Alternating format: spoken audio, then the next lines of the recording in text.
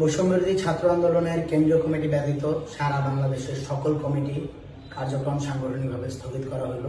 পরবর্তী নির্দেশ না দেওয়া পর্যন্ত বৈষম্যবিরোধী ছাত্র আন্দোলনের কেন্দ্রীয় কমিটি ব্যতীত অন্য কোনো কমিটি ফাংশন করবে না বা তারা এই পথকে ব্যবহার করতে পারবে না বলে নির্দেশ দেওয়া হয়েছে।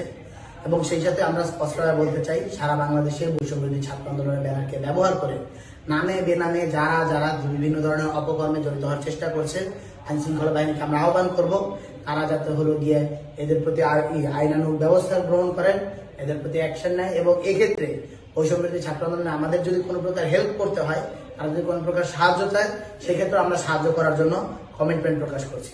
বৈষম্যবিরোধী ছাত্র আন্দোলন সকল প্রকার অপকর্মের বিরুদ্ধে জিরো টলারেন্স নীতি গ্রহণ করছে এবং সেই সাথে স্পষ্ট করে বলছে, জুলাই গণ অভ্যুত্থান, জুলাই বিপ্লবের যে আকাঙ্ক্ষা, সেই আকাঙ্ক্ষার ব্যত্যয় ঘটবে এমন কোনো কার্যক্রমে বৈষম্যবিরোধী ছাত্র আন্দোলন সমর্থন করে না।